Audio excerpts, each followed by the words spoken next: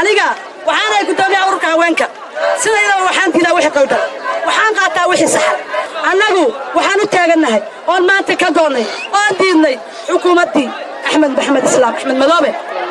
annagoo bulshada daawo qaasatan balad xaawo sidaan u soo ballaan baxlimaantood arkaysaan ma aanan diidin Jubbaland ma aanan diidin dawladda magaceeda dawladda annaga iska leh gobolka kale waa 7 degmo iyo wax ka badan kuma jira degmo ay shabaab haystaan waxa xoreeyay oo abaabulay dib loo xoreeyo ma ahayn Jubbaland wuxuu ahaa wasiir jaran 7 degmo gobolka kale waa xor waxa xoreeyay waa asaga annaga xukuumadda federaalka ee Soomaaliya waa xukuumadeeni ma diidin mana qaadacay laakiin xoogaa qaniya aad qabateen yaa naga qaybisiiseen qayladina waxa waaye waa soo gabagaboobaysaa waxaan codsanaynaa anaa ku hadlayo magaca gabdhaha daawo anaa ku hadlayo inaad noo soo daysaan wasiirka amniga dawladda federaalkana waa taageersanahay waxaan baa ku dirayaa nimanka sheeganayo dowlad goboleedka Jubbaland oo gobolka u dhashay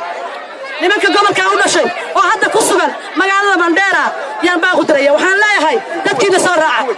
iyo kuwa ku horayba war meesha waxa ma yaalaan waxa saaka waxa qudbaynaysa carab kulul way meesha waa isku dhamaata anigu sidayna wax hore naqanay wax damba dadkiina soo raaca hala tashado shirka meel buu ka bilaaban jiray meel ku dhamaan jiray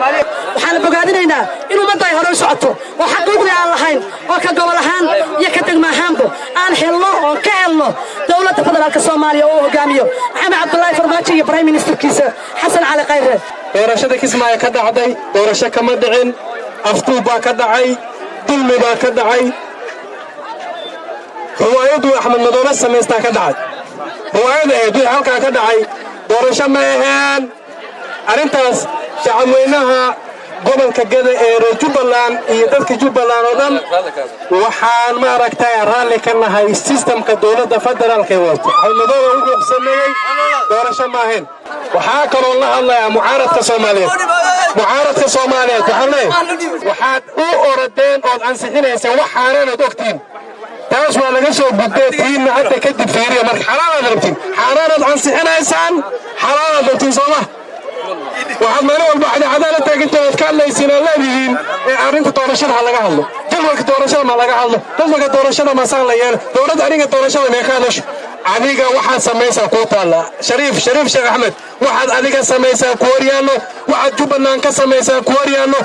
Jubbaland way garanayaan adiga iyo Xasan Sheekh Maxamuud horena CV-giina waan garanaynaa waana soo xukunteen haddana waxaad noogu abaalgudeen Jubbaland waan garanaynaa gobobtaas waa in haynaa haddii reer Jubbaland nahay kullay ma fiila idinkaba boqol matiino nagama soo raasanaysaan codna nagamaadan rabin Axmed Madoobe aad cod ka rabteen Axmed Madoobe waadiina mana qaadanayna isaga hay noqdo Jubbaland ay ka dhacdaan waxbarashaan ka rabnaa waxaan ka rabnaa ma aragtay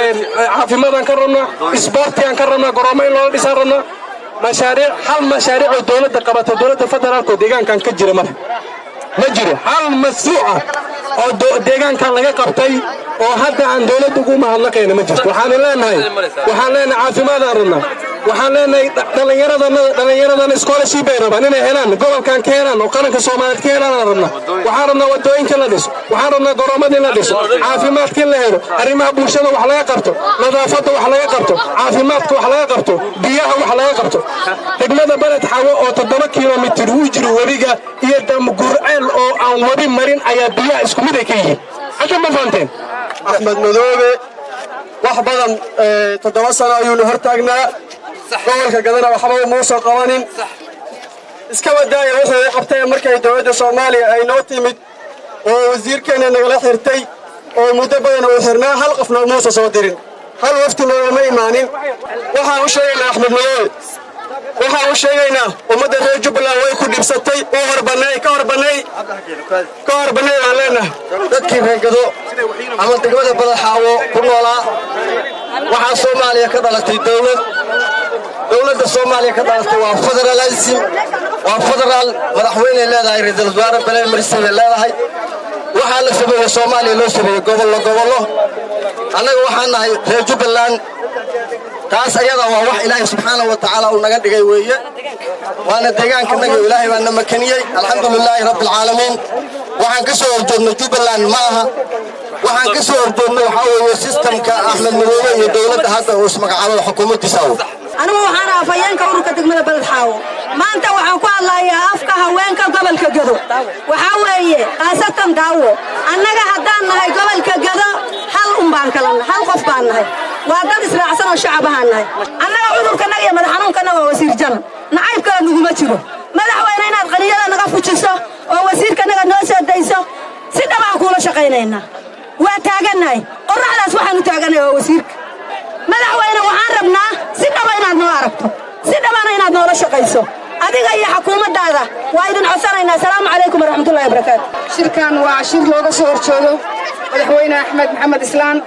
oo muddo badan ummadan soo maaragtay si khasaba ku soo hogaaminayay waxaan ka goonay maaha Jubbaland iyo federalism waxaan ka goonay waxa weeye hoggaankiisaan ka goonay waxaan nacnay hoggaamintiisaan nacnay waxaan nacnay dib u dhiciisaan nacnay waxaan nacnay qabyaaladiisaan nacnay waxaan nacnay qarandiinimadiisaan nacnay saas markay tahay maalin dhaweyto markii wasiirkii nala ka qabtay qof kastoo dawladda wax ka sheegayaan kula daaran qaniyadaadna hayseen